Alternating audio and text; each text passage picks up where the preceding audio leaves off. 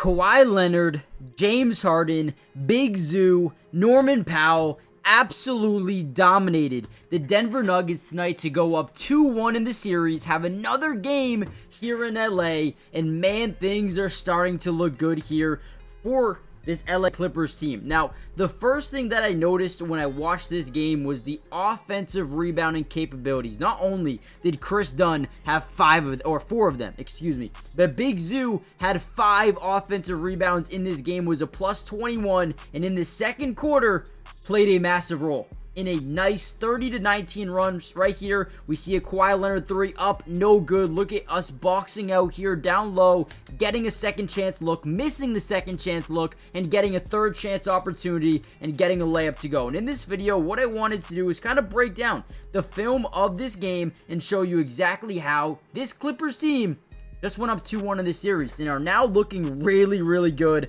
Let's just dive into the film, man. Now, one thing I loved about this second quarter was getting out in transition. Whenever the defense or whenever the opposing offense missed a shot, they would get out into transition ASAP, okay? And now what is so important about that is you get mismatches naturally in transition. And the first thing that we notice right here is Big Zoo has Jamal Murray on him. So right away, we're looking to get that ball to him. So we want him to clear out to this side, maybe kick it here, and then find our big man down low, right? So we start to generate that position down low. We fake a pass to the corner, get this guy back away from this mismatch.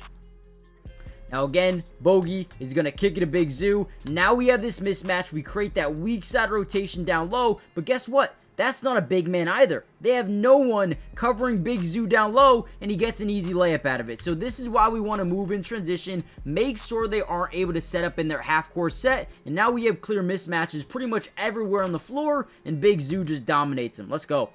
All right. Now, I also loved the way the role players played. Batum, 4 of 6 from downtown.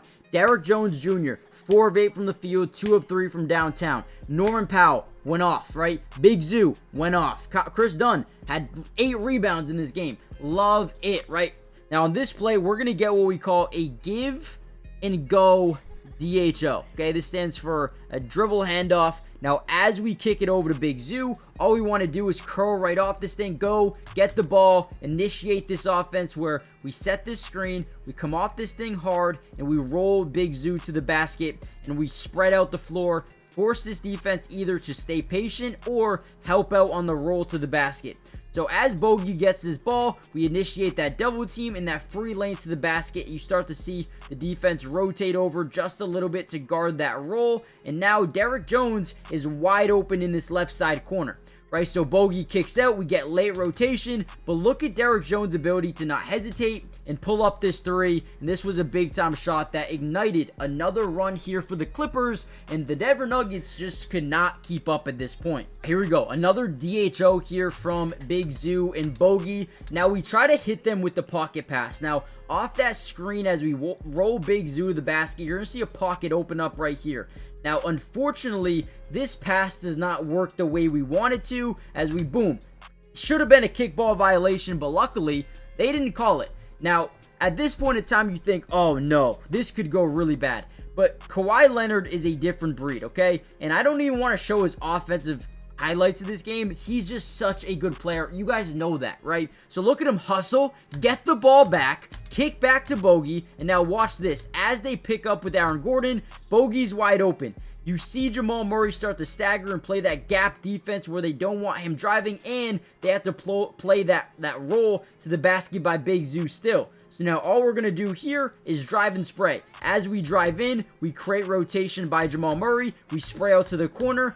Quick shot, no hesitation, drains a 3 by Nick Batum. Again, look at Batum's ability here to catch and not have to bring that ball back down to the hip to get into a shooting motion. And he drains it. Guys, I love this team right now. Do me a favor, hit that like button, comment down below P2 if you want to see more Clippers breakdowns throughout the entirety of the playoffs. But more importantly, make sure you guys are subscribed to the channel. It is free. It doesn't cost a thing to join the family. And like I said, we got you guys covered all year.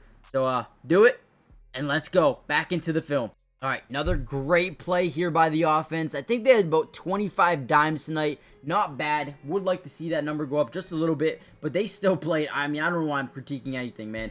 They had a great game. Kawhi Leonard gets his isolation as he generates a little bit of separation right here. He's able to drive and kind of get this defense to collapse down low. You see guys rotating over from pretty much everywhere. Now, Kawhi Leonard has what we call court mapping ability, okay? This is the ability to understand where defenses like to rotate from, but more importantly, knowing where your teammates are going to be. So as he creates that weak side rotation from the low side, he is able to find that open corner shooter and bogey. Now, as we draw, right, this double team, we put the defense in what we like to call a blender. Okay, so what a blender is essentially now they're stuck in rotation. Jamal Murray, his man Batum is wide open, but so is the corner man. So you have to make a decision. Who do I guard?